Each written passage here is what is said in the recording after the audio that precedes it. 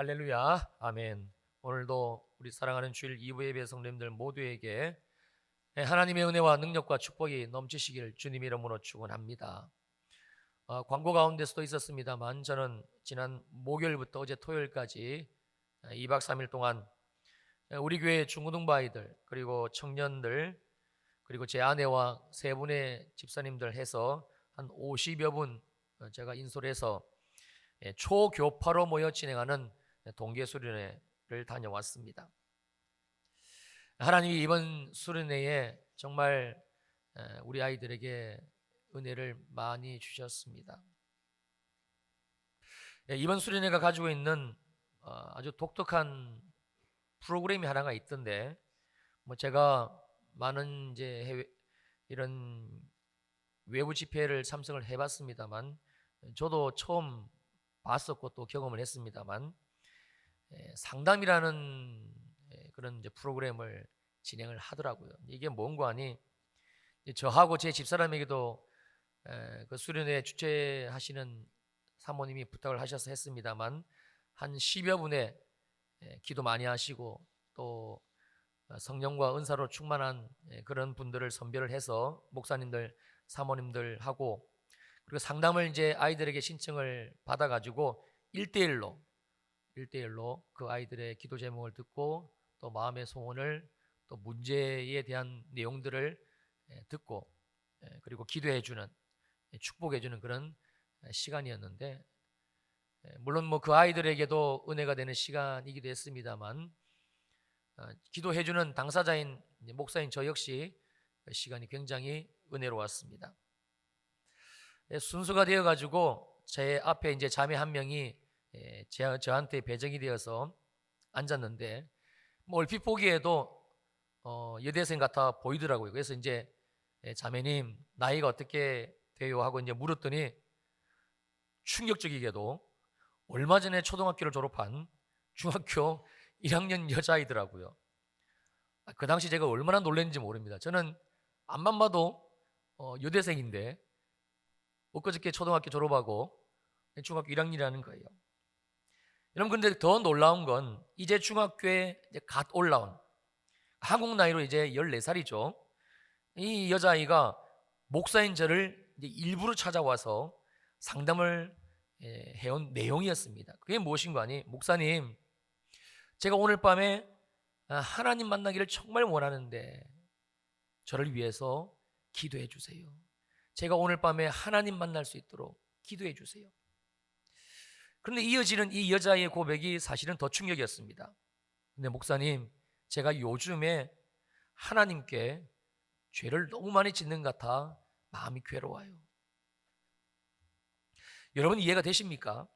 이제 초등학교를 졸업한 지 14살 난 이 여자아이가 죄를 지었으면 뭐 얼마나 큰 죄를 지었길래 목사인 저를 찾아와서는 심각한 표정으로 하나님 앞에 내가 지금 지은 죄가 너무 크다, 그래서 마음이 괴롭다, 그래서 기도받고 오늘 밤에 하나님 만나기를 원한다, 그렇게 자기의 마음을 털어놓는 것일까?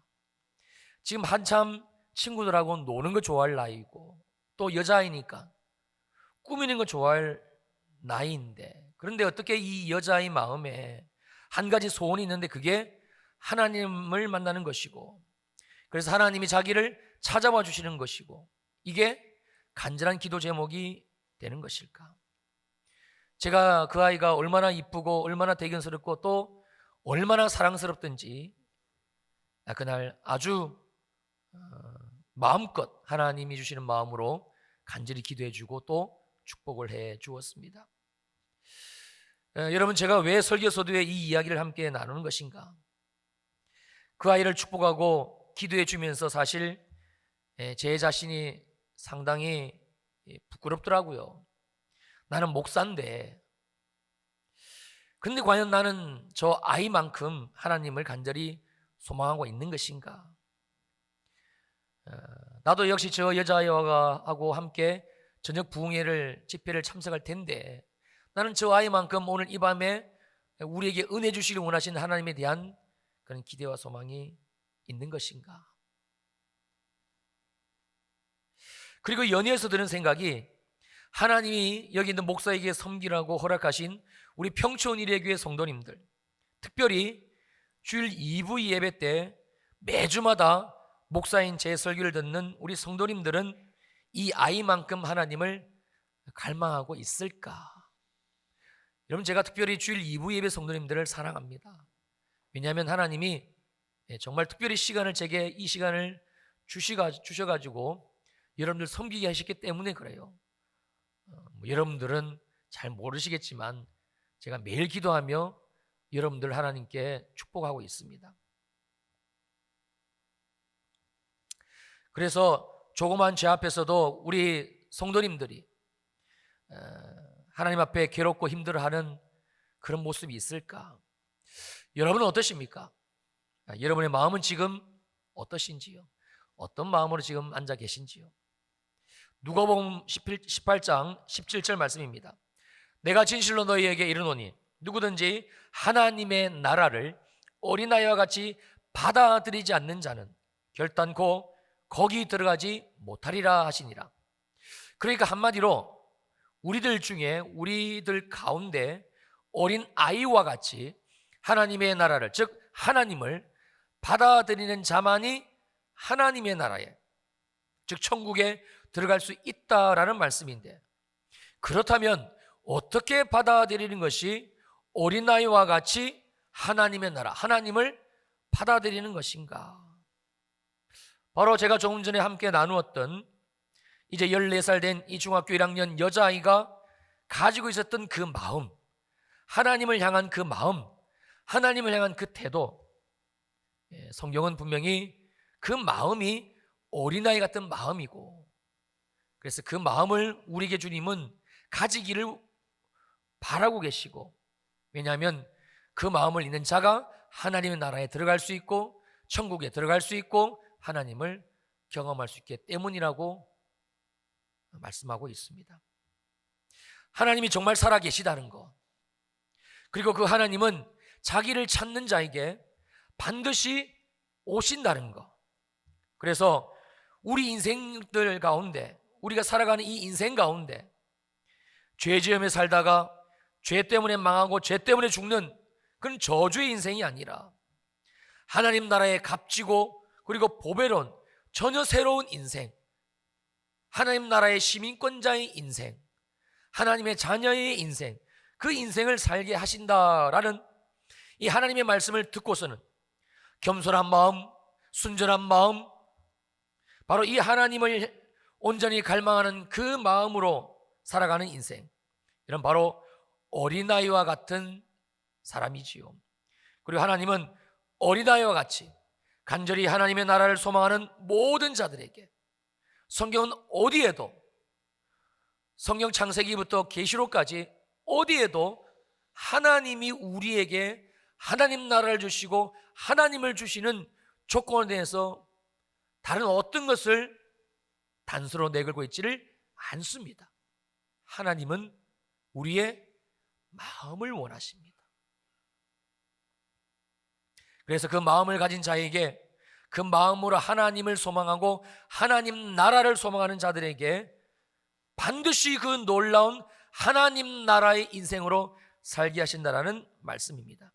그리고 주님은 바로 오늘도 동일하게 저와 여러분 모두에게 친히 오늘 우리가 함께 읽은 이 로마서 말씀을 통해서 또 한 번 말씀을 주고 계시는 겁니다. 자, 오늘 본문 로마서 8장 17절 말씀 저하고 함께 다시 읽겠습니다. 시작. 자녀이면 또한 상속자 곧 하나님의 상속자요 그리스도와 함께한 상속자니 우리가 그와 함께 영광을 받기 위하여 고난도 함께 받아야 할 것이니라.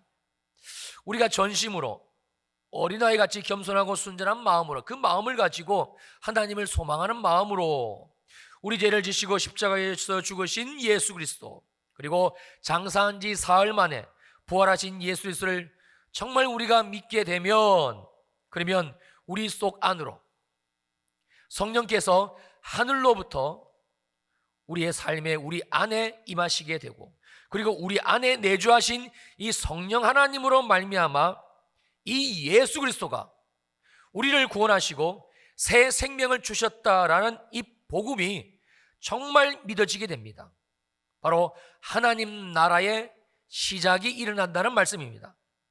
이걸 다른 말로 표현하면 하나님을 만났다, 하나님을 경험했다 라고 말하는 겁니다. 그리고 이 내용의 또 다른 표현, 또 다른 단어가 오늘 본문 로마서 8장 17절과 18절에 반복적으로 소개가 되고 있는데, 다시 17절 보실까요? 자녀이면 또한 상속자, 곧 하나님의 상속자요 그리스도와 함께한 상속자니 우리가 그와 함께 영광을 받기 위하여 고난도 함께 받아야 할 것이니라. 여러분이 생각하시기에는 어떤 표현, 어떤 단어가 하나님을 만났다, 하나님을 경험했다, 이 단어 같아 보이십니까? 바로 영광이라는 단어입니다. 여러분, 그래서 이 영광이라는 단어를 좀 더 쉽게 표현을 하게 되면 하나님의 영광이 되는 것이고, 또 다른 문장으로 표현을 해보면 하나님의 현현, 하나님이 우리에게 나타나심, 하나님이 우리에게 자신을 드러내 주심, 이런 의미가 되는 것이지요.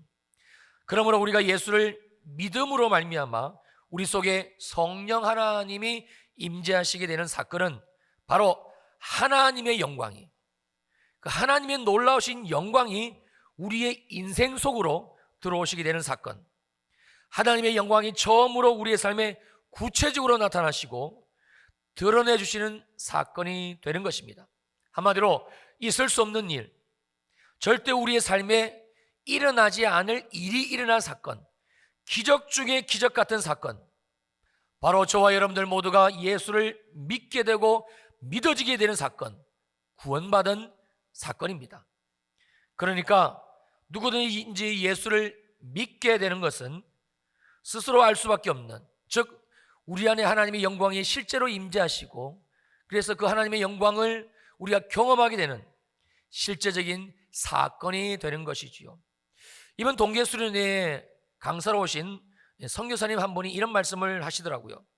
여러분, 만약에 15톤의 트럭이 시속 150km의 속도로 달려와서 우리 몸하고 이렇게 부딪히게 된다면, 그러면 우리 몸이 어떻게 될 것 같습니까? 여러분, 상상이 되십니까? 끔찍하지요. 이건 뭐 말로 다 표현할 수가 없습니다. 그러면서 이 선교사님이 이렇게 비유를 말씀하시더라고요. 이 우주보다 더 크고, 이 우주보다 훨씬 더 무겁고, 그리고 위대하신 그 창조주 하나님께서 이 조그만 우리 속에 들어오셨는데, 어떻게 이 사건이 고작 15톤 트럭이 시속 150km로 달려와 우리 몸을 덮치는 사건보다 작다 하겠습니까? 한마디로 놀라우신 하나님의 영광이 우리의 삶에 직접적으로 임하신 사건, 바로 성령 하나님으로 말미암아 믿어지게 되는 사건, 구원을 말씀하는 것입니다. 그리고 이 놀라우신 하나님의 영광, 그 자체이신 성령 하나님께서 계속적으로 우리 인생을 인도하시게 되는데, 그게 무엇인가? 바로 오늘 본문 로마서 8장 17절과 18절의 내용입니다. 다시 보시겠습니다.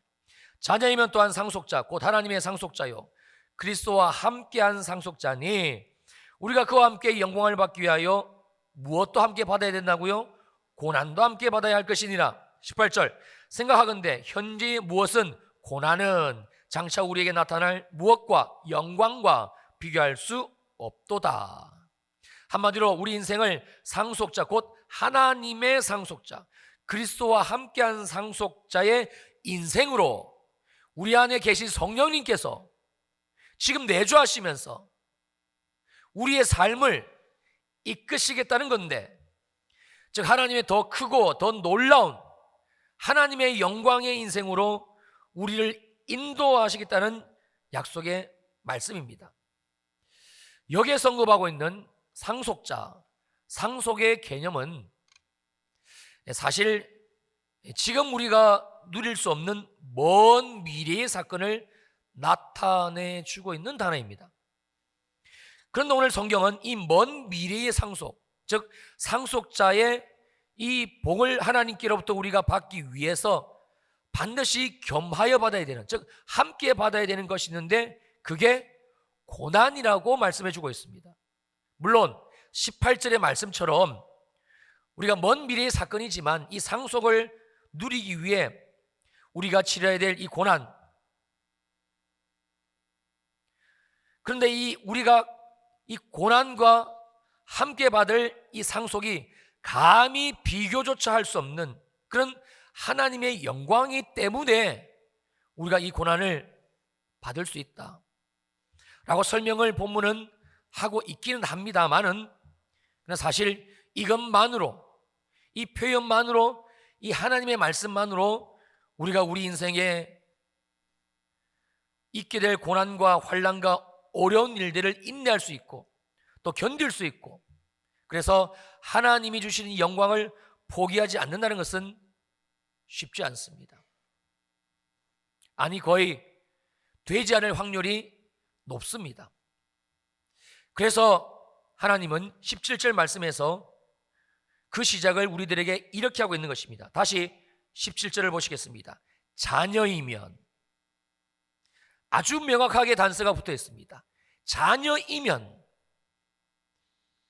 우리가 하나님의 자녀가 맞다면, 우리가 하나님의 자녀로 지금 살고 있다면, 즉 우리 속에 계시는 양자의 영, 이 성령의 인도하심을 받아 날마다 우리의 삶 속에서 우리 하나님을 아빠, 아버지라고 부르짖고 있다면, 그리고 성령 하나님이 우리와 함께 하시면서 하나님이 우리의 아빠, 아버지가 되신다는 것을 증언하는 이 증언의 내용들을 경험하고 살고 있다면 바로 이 말씀인 것이지요. 즉 지금 우리가 이 하나님의 자녀의 삶을 살고 있다면, 그렇다면 지금 우리 속에 계시는 성령께서, 즉 하나님의 영광이신 그분께서 하나님의 영광이 무엇이고, 그래서 하나님의 영광이 무엇인지 깨닫게 하시고, 그래서 하나님의 영광이 무엇인지를 맛보게 하신 그 성령 하나님이 반드시 우리에게, 장차 우리에게 있게 될 먼 미래의 사건이지만 그 상속의 영광, 상속자의 영광, 바로 예수 그리스도와 함께 받게 될 그 놀라우신 하나님의 영광이 먼 미래의 사건이지만 실제로 지금 우리가 볼 수 있도록, 실제로 지금 우리가 누릴 수 있도록, 그래서 우리가 보고 만지고 먹는 것과 똑같이 그렇게 우리를 깨닫게 하신다라는 말씀입니다. 베드로후서 3장 8절 말씀입니다. 사랑하는 자들아, 주께는 하루가 천년 같고 천년이 하루 같다는 이 한 가지를 잊지 말라. 여러분, 베드로후서는 이 마지막 재림의 때에 대해서 간략하지만 굉장히 임팩트하게 말씀해주고 있는 성경입니다. 근데 베드로 사도는 이 마지막 주님의 임재, 주님의 재림의 때를 우리들에게 말씀해 주시면서 또 한 가지를 같이 주지시켜주고 있는데, 그것도 반드시 잊지 말 것, 기억할 것에 대해서 말씀하고 계신데, 그게 베드로후서 3장 8절의 말씀입니다. 즉 우리가 믿는 하나님은, 우리를 구원하신 하나님은, 우리 안에 계신 성령님은 하루가 천년 같으신 분, 또 천년이 하루 같은 분이심을 잊지 말라는 거예요. 하나님에 대해서 우리가 많은 것을 알고 있지만 특별히 이 부분에 대해서는 놓쳐서는 안 된다는 말씀입니다. 여러분, 우리 하나님은 전능하신 창조주 하나님이십니다. 믿으십니까? 아멘이지요. 그래서 우리 하나님에게는 시간이 필요 없고요, 날짜라는 개념 자체가 필요치 않으신 분이십니다. 과거도 현재이고 현재도 현재이고 미래도 현재이신 분, 그래서 모든 시간적 개념 위에 계신 분, 바로 영원하신 하나님, 그분이 우리의 믿음이 되시는 하나님이십니다. 그 하나님, 즉 성령 하나님이 지금 우리 속에 오셨어요. 우리 안에 계신 성령 하나님은 이 시간을 초월하신 영원하신 하나님이십니다. 그 하나님의 눈은 시간의 개념이 필요 없으신, 천년이 하루 같고 하루가 천년같이 모든 것을 보시는 분, 그 성령 하나님이 지금 우리 속에 오셔서 보게 하시고 깨닫게 하시니 당연히 먼 미래에 대해 있게 될 그런 상속의 개념이지만, 상속자의 개념이지만, 마치 지금 현재 우리가 보는 것처럼, 만지는 것처럼, 먹는 것처럼, 누리는 것처럼 충분히 우리 속에 오셔서 우리의 인생을 그렇게 살게 하실 수가 있다라는 말씀입니다. 요한복음 8장 56절입니다. 너희 조상 아브라함은 나의 때 볼 것을 즐거워하다가 보고 기뻐하였느니라. 유대인들이 예수님의 이 말씀을 듣고는 예수님을 돌로 쳐 죽이려고 그랬어요. 예수님이 이 말씀을 하셨던 때보다 지금 언급하고 있는 이 아브라함은 무려 1450년 전 사람입니다. 그 먼 미래에서 지금 계시는 그 예수님이, 즉 1450년 후에나 오신 그 예수님이, 그 예수 그리스도를 이미 이 아브라함은 봤고, 놀라운 사실은 봤을 뿐만이 아니라 기뻐했다는 거예요. 자기가 지금 살아가는 이때보다 1년 후가 아니고 10년 후가 아니고 100년 후가 아니고 1450년 후에 오실 예수 그리스도. 사실 아브라함은 1450년 후에 예수가 정확하게 오실지에 대해서는 몰랐겠죠. 근데 아브라함은 그 먼 미래에 오실 예수 그리스도를 성경은 분명히 보았다고 말씀하고 계시고, 보았을 뿐만 아니라 기뻐했다라고 말씀해 주고 있습니다. 이게 어떻게 상식적으로 가능한 것인가? 그런데 가능합니다. 정말 이렇게 신앙의 삶을 사시는 분이 있습니다. 아브라함이 그랬고요. 하나님의 임재와 하나님의 영광을 경험한 사람이라면, 즉 하나님의 영광의 본체이신 성령 하나님을 이 속에 모시고 살아가는 사람이라면, 즉 구원받은 사람이라면 누구든지 충분히 가능한 사건이고, 그래서 우리 또한 예수 그리스도를 믿는 믿음으로 말미암아 우리 속에 계신 하나님의 영광, 하나님의 영, 즉 성령 하나님으로 말미암아 이 아브라함이 경험했던 이 시간을 초월한 삶을 살 수 있다라는 말씀입니다. 그러니 우리가 분명히 경험한 이 하나님은, 이 하나님으로 말미암아 하나님의 영광 때문에, 이것 때문에 우리가 지금 겪고 있고 또 앞으로 더 겪게 될 그 고난과 바꾸지 않을 수가 있다라는 말씀이지요. 상속이 먼 미래의 사건임에도 불구하고 말입니다. 그런데 문제는 지금 이 하나님의 말씀을 듣고 있는 우리들입니다. 사랑하는 성도님들, 우리는 하나님을 아바 아버지라고, 즉 아빠 아버지라고 부르는 것을 단순히 우리 인생의 어떤 문제를 해결하는 것으로 생각합니다만, 그래서 기도하는 것쯤으로 여깁니다만 아닙니다. 우리 안에 하나님의 영광, 하나님의 실제를 우리가 삶에서 실제로 경험하고 있다라는 말씀의 내용입니다. 그러므로 우리가 여전히 하나님이 아버지가 되신다라는 이 하나님의 말씀에 대해서 무감각하다는 것은요, 어쩌면 지금 우리 속에 성령 하나님, 즉 하나님을 아빠 아버지라 부르게 하시는 이 양자의 영이 없기 때문일 수도 있습니다. 굉장히 두렵고도 떨리는 말씀입니다. 다른 말로 표현하면 로마서 8장 9절의 말씀처럼 누구든지 그리스도의 영, 하나님의 영, 즉 성령이 없으면, 그러면 바로 그 사람은 그리스도의 사람이 아니기 때문에 그렇습니다. 또 한 가지 우리가 알아야 될 중요한 사실이 있습니다. 오늘 본문 로마서 8장 17절과 18절에서 이 하나님의 영광과 함께 우리들에게 언급해주고 있는 단어, 바로 이 고난에 대한 부분입니다. 그것도 하나님이 장차 우리에게 주실 이 하나님의 영광, 즉 먼 미래에 주실 영광, 상속의 영광, 상속자의 영광 때문에 반드시 우리가 겪어내야 될 이 고난에 대한 부분입니다. 여러분, 세상에 고난을 좋아하는 사람은 없습니다. 그래서 우리는 이 하나님의 말씀에 대해서 사실 선뜻 아멘을 못합니다. 아멘을 못할 뿐만이 아니라 많은 그리스도인들이 이 하나님의 말씀이 내게 이루어지게 해달라고, 주님, 지금 저는 믿음이 연약하여 먼 미래에 있을 하나님이 주실 예수 그리스도와 함께할 그 영광의 상속, 그 영광의 상속자,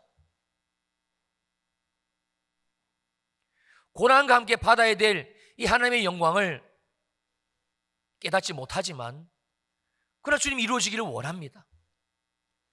주님의 영광이 분명히 있다고 말씀하셨으니까 저는 그 주님의 영광, 그 상속자의 영광을 포기할 수 없습니다. 주님, 고난도 겸하여 함께 받는다고 말씀하셨는데 이 고난을 인내할 수 있고 감당할 수 있고 통과할 수 있고 견딜 수 있는 믿음을 제게 주시옵소서. 많은 그리스도인들이 이 기도를 하지를 못합니다. 왜냐하면 이 고난이라는 단어에 걸려있기 때문에 그렇습니다. 또 한 가지는 계속해서 함께 말씀을 나누긴 했습니다만, 이 하나님의 영광에 대한 불분명한 인식 때문에 그렇습니다. 예수 믿는 믿음으로 우리 안에 영광의 성령님이 계시고, 그래서 그 영광의 주님이 무엇인지를 깨닫게 하심에도 불구하고 우리가 삶을 드리지 못하여, 즉 성령 하나님과 함께 동행하지 못하여 보지 못하기 때문에 그래요. 사랑하는 성도님들, 여러분들은 이 사실을 아시는지요? 이 세상을 살고 있는 모든 인생들에게 있어서 고난은 그 사람이 하나님을 믿고 안 믿고와는 전혀 관계가 없습니다. 예수를 믿으면, 하나님을 정말 잘 믿으면, 그러면 그 사람은 고난이 없다. 기도를 열심히 하고 헌신하고 충성하고 그러면 오던 고난도 하나님이 비켜가게 하신다. 아닙니다. 죄송합니다만 이건 복음이 아닙니다. 새빨간 거짓말입니다. 예수를 잘 믿는 사람에게도 고난은 반드시 찾아옵니다. 예수 안 믿는 사람도 마찬가지입니다. 모든 인생은 고난이 있습니다. 고난 없는 사람은 이 세상에 존재하지를 않습니다. 왜냐하면 인생이기 때문에 그렇습니다. 그렇다면 예수 그리스도를 믿는 믿음으로, 즉 주님을 믿는 믿음으로 살아가는 그리스도인인 우리들에게 있어서 고난은 무엇인가? 예수를 믿어도 고난이 있다? 예수를 안 믿어도 고난이 있다? 그렇다면 예수를 믿는 구원받은 하나님의 택한 백성, 하나님의 자녀라고 말씀하고 계시는 우리들에게 있어서의 이 고난은 어떤 의미인가? 로마서 5장 3절 말씀입니다. 다만 이뿐 아니라 우리가 환난 중에도 즐거워하나니. 고난이 있습니다. 어려움이 있고요. 다른 사람들에게는 없는 것 같아 보이는, 왜 내게만 있는 것일까라고 얘기해지는 고난이 있습니다. 환난이 있습니다. 어려움이 있습니다. 근데 성경이 말씀하시기를 이 환난 중에 기뻐한다는 거예요. 그냥 견디는 것이 아니고요. 시간이 약이겠거니 지나가는 것이 아니고요. 분명히 말씀하고 계십니다. 다만 이뿐 아니라 우리가, 즉 예수 믿는 우리가, 주일 이부 시간에 하나님을 예배하는 저와 여러분들 우리가 환난 중에도 즐거워하나니. 또 있습니다. 사도행전 27장 20절 말씀입니다. 여러 날 동안 해도 별도 보이지 아니하고 큰 풍랑이 그대로 있음에 구원의 희망마저 없어졌더라. 자, 이 고난 가운데 큰 광풍 유라굴로를 만난 이 엄청난 어마어마한 이 환난 가운데 그 배에 바울이 있었고 예수 믿지 않는 세상 사람들 함께 타고 있었습니다. 근데 이 광풍, 이 환난, 이 유라굴로 앞에 이 세상 사람들에게 얘기해 주고 있는 유일한 그리스도인, 유일하게 하나님의 영광을 맛본 예수 믿는 사람 바울, 그가 무슨 말을 했는가? 이어지는 사도행전 27장 23절에서 25절은 이렇게 말씀을 해주고 있습니다. 내가 속한 바 곧 내가 섬기는 하나님의 사자가 어젯밤에 내 곁에 서서 말하되 바울아 두려워하지 말라. 내가 가이사 앞에 서야 하겠고 또 하나님께서 너와 함께 항해하는 자를 다 내게 주셨다 하였으니 그러므로 여러분이여 안심하라. 나는 내게 말씀하신 그대로 되리라고 하나님을 믿노라. 바울에게도 동일하게 유라굴로라는 광풍이 지금 함께하고 있습니다.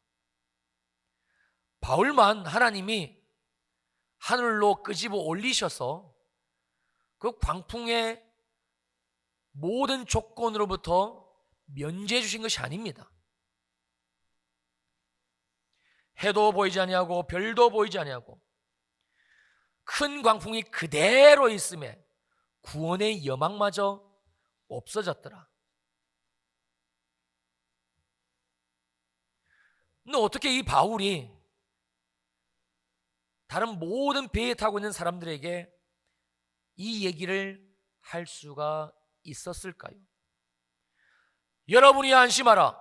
나는 내게 말씀하신 그대로 되리라고 하나님을 믿노라. 사랑하는 성도님들, 이게 예수 믿는 자에게 허락하시는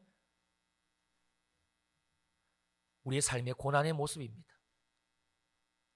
저는 너무 많이 봐요. 저 역시도 그렇고.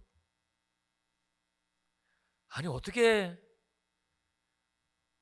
저렇게 사실 수 있을까?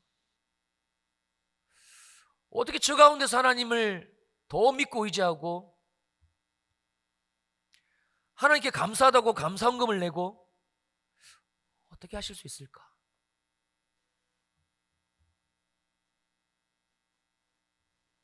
근데 있더라고요. 많더라고요. 저는 이번 동계수련회에 저보다 훨씬 그 학생들, 청년들, 사실 제가 그 주최 측에 얘기해서 저녁에 우리 아이들뿐만 아니라 그 한 350명이 왔거든요. 350여 명이 온 아이들이 기도하는 모습을 좀 영상으로 찍더라고요. 그래서 보내달라고 요청을 했는데 아직 이게 편집이 안 돼서 못 받았습니다만 다음 주일에는 좀 잠깐이라도 볼까 생각하고 있습니다. 정말 충격이고 도전을 받습니다. 여러분 제가 2박 3일 동안 집회에 인도한 것은 없습니다. 저는 가서 그 아이들 섬기고 또 저녁에 기도할 때에 안수해주고 기도해 준 거. 근데 제가 부끄럽더라고요. 여러분 초등학교 아이들이 어떤 기도 제목 가지고 하나님께 그 닭똥 같은 눈물 뚝뚝 흘리면서 기도했는지 아세요? 하나님, 나라와 민족을 구원해 주세요. 하나님, 저 북한에 맞아 죽고 얼어 죽고 터져 죽고 굶어 죽고 구원해 주세요.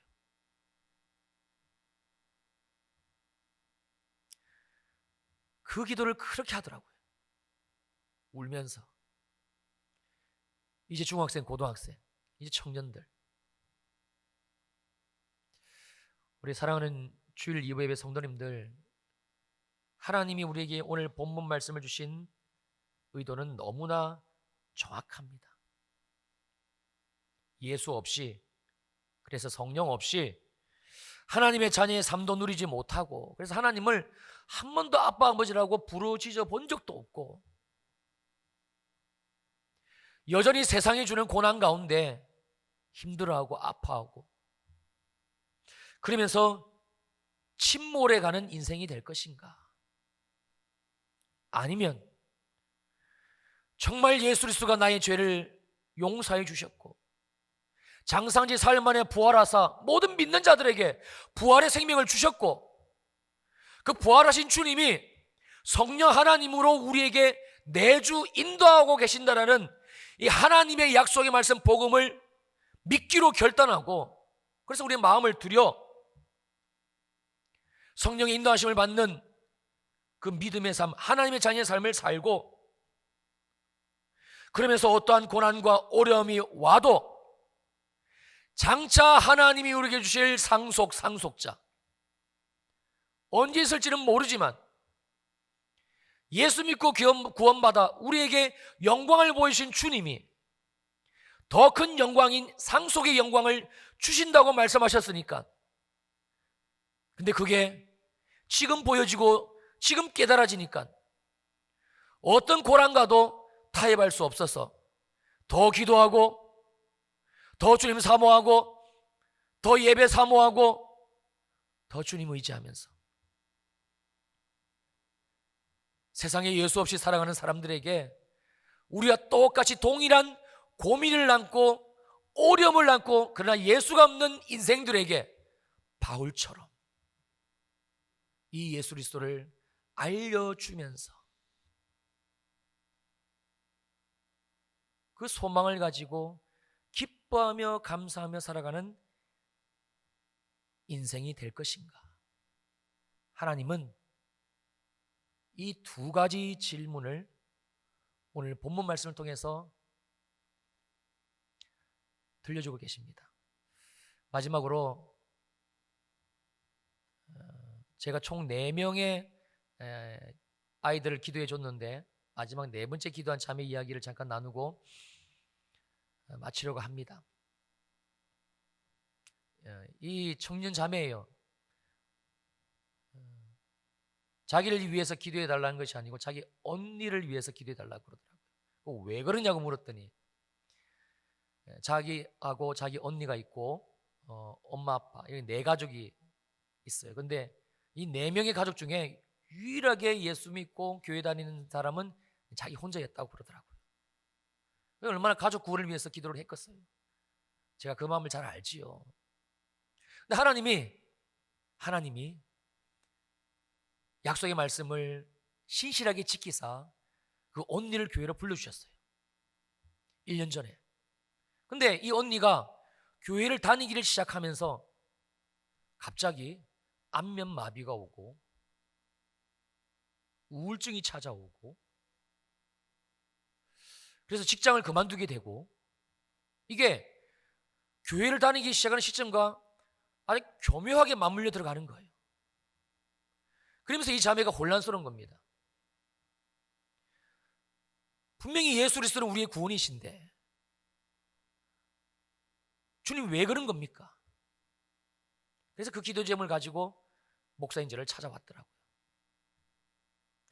여러분 제가 목사로 살면서 많은 성도님들의 중보기도 또 상담을 합니다. 사실 어떨 때는 아예 성도님 집사님 걱정하지 마세요. 그 정도 아무것도 아니에요. 하나님이 하세요. 라는 아주 라이트한 아주 가벼운 기도의 제목을 가지고 오신 분들도 있어요. 예를 들면 질병의 문제를 가지고 와도 뭐 몸살, 감기 이런 거.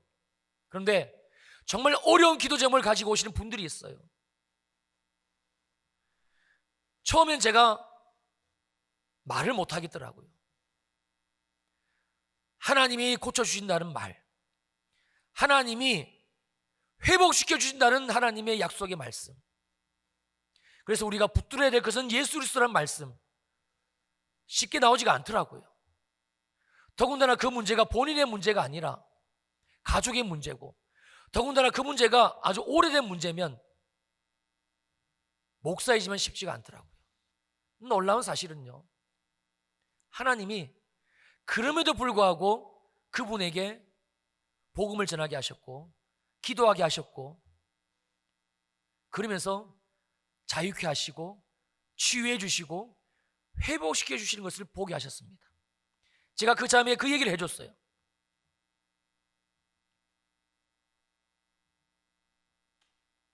그리고 덧붙여서 이 말씀을 전해줬습니다. 하나님이 오늘 밤에 두 자매에게 큰 은혜를 주실 것이고 그리고 치유를 받을 것이다.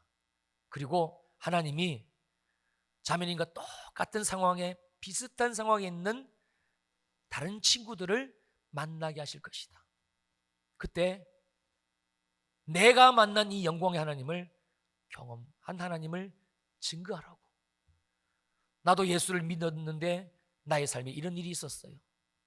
그때 하나님께 기도했더니 주님이 이렇게 인도하셨어요. 시간이 1년이 걸리고 2년이 걸리고 그럼에도 불구하고 하나님은 하시더라고요. 그렇게 얘기해 주시면 돼요. 그 이제 부흥이 다 끝나고 토요일 날 그 자매가 저녁이었고 금요일 날 저녁에 마치고 그 자매가 언니를 데리고 제게 찾아왔어요. 목사님, 제 언니예요. 그 언니에게 물었어요. 어떠냐고 그랬더니 마음이 편안합니다, 목사님. 괜찮다고 그러더라고. 그래서 제가 기도해 줬어요.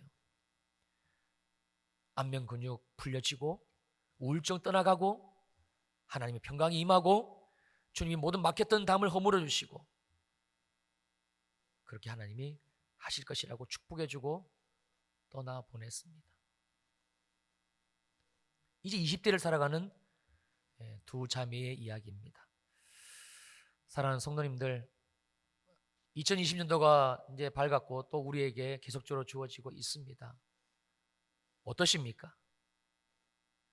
하나님의 영광에 대한, 그래서 하나님의 영광의 성령이 내 안에 계신 것에 대한 그 하나님으로 말미암아 하나님이 내 아빠 아버지라는 것에 대한 감각이 있으신지요? 그 하나님을 아버지라고 불러본 경험이 있으신지요? 인도하심을 받고 있다라고 느끼고 계시는지요? 아니라면 주님은 오늘 이 말씀을 놀랍게도 바로 우리들에게 주고 계십니다. 그래서 우리의 삶에 다른 것으로 바빠하지 말고 다른 것에 우리의 마음을 빼앗기지 말고 성령 하나님께 우리의 마음을 들이시라고.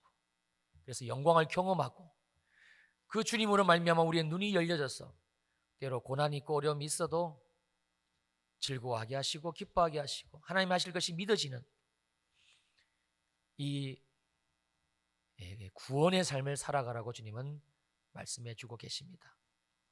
2020년도가 이 성령 하나님과 동행하시는, 특별히 고난 가운데 계시는 분, 그 고난이 변하여 기쁨이 되시고 하나님의 일하심이 확실하게 보여지시는 그런 우리의 삶이 되시기를 주님의 이름으로 축원합니다. 축원합니다. 아멘. 기도하시겠습니다.